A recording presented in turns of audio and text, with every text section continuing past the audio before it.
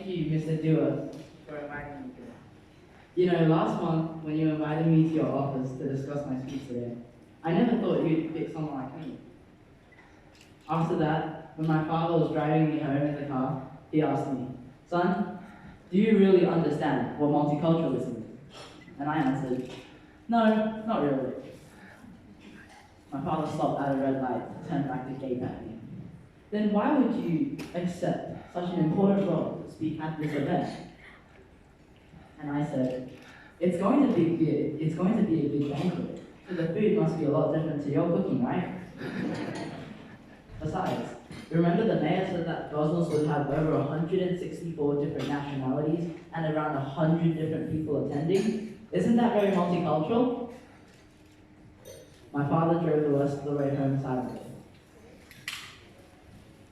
I was born in China, and my name is Harmoniche Deng, and my Chinese name is Deng. Chinese words are mostly hieroglyphical, and my name, He, originally meant eating food. The left part of He means wheat and grains, and is represented by a stalk-like picture, while the right side is a mouth, represented by a square. However, in the olden days, it was also believed that it meant harmony, because a person with food in the olden days would be satisfied, and a society without hunger would more likely be peaceful. Even tonight, we've enjoyed an assortment of food, and it was really harmonious, wasn't it? So anyway, I came to Australia when I was 2, in 2008. Coincidentally, this was also when the Beijing Olympics were held. The Chinese character He was the only Chinese character to be displayed in the dazzling opening ceremony, because the character He displayed the most symbolic of symbolism of Chinese philosophy surrounding coexistence of cultures. Ever since then, my father was very proud of himself for giving me this name, and has taught me Chinese ever since, every morning, non-stop. However, the name that my father was so proud of quickly backfired. Since we were moving to Australia, my father was worried that the local teachers would confuse my name. You see, the phonetic structure of my name is spelled He, which in English would be pronounced he.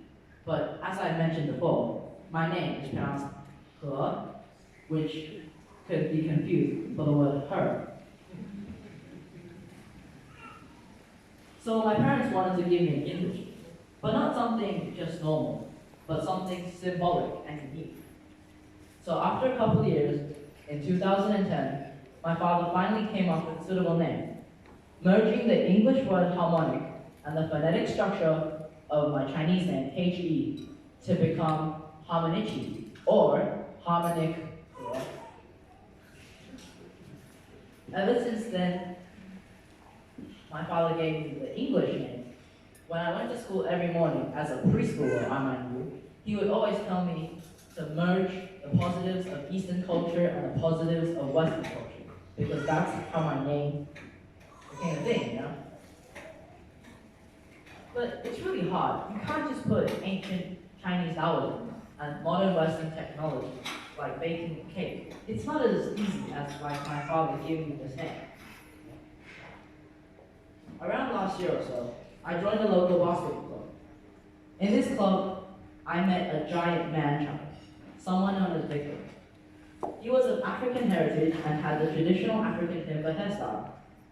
He made everyone else in my division, which was an under-14s division, look like 5-year-old children because his size, strength, and skill was far superior to all of us.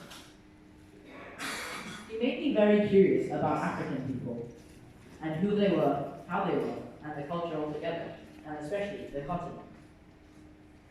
Looking at Victor, I recalled an article I read a while back called The Out of Africa Theory, which was when 7 million years ago, the first Homo erectus first originated from Africa. However, I couldn't visit Africa just yet because I was too young. Then, one day, my teammate in my basketball team, whose family migrated from Singapore, introduced me to the LIME program. The LIME program is a program which is made up of mostly African youths I saw this as a great opportunity to explore a completely new, different culture in a modern timeline, as well as making friends. The coordinator of this program, a man named Ephraim Osage, who is also here with us tonight, wrote a book called Handbook for Migrants, the good, the challenges, the lessons. And it is a book about his personal experiences for when he decided to migrate to Perth. And from the LINE program, I've experienced what it really is like being in an African community. And that is now part of who I really am. So for that, thank you, everyone. So I brought this book with me back to China in April for some light reading. And my cousin was really curious about this different amount of races in Australia, but particularly the amount of different people in my classes. So he asked me, hey, what kind of different people are you in your classes? In my class, there are only Chinese people. So I answered, as the brother figure that I was, I said, oh, there are so many different types of people in my class. From Latino to Italian to Japanese, to people even from Canada. There are people from all over the world, and that's just to name a few. As I saw the look of awe in his eyes, I was sure that he'd never experienced anything like that before.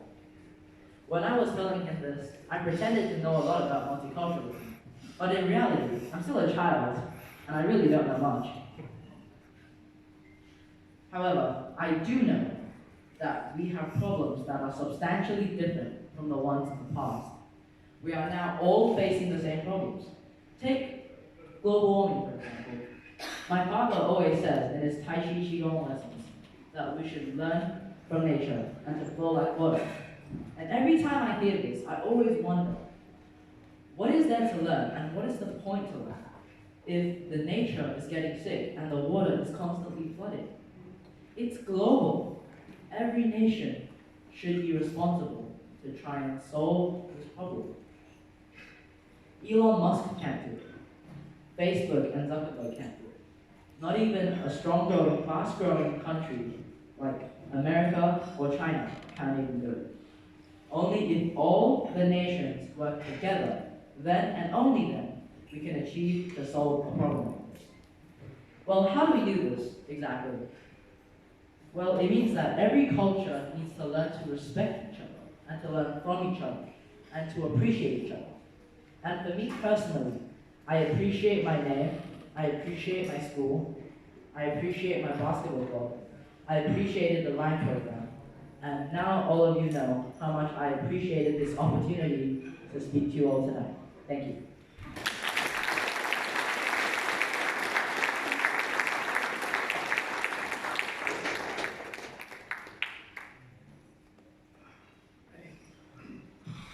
And you didn't have to even look down only a couple of times, so that's our future.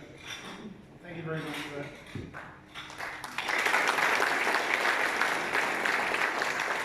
Very well done，一起被 Gosnells 的 Mayoral 邀请来演讲。A couple of other valuable adding features as part of the development for the process with mine.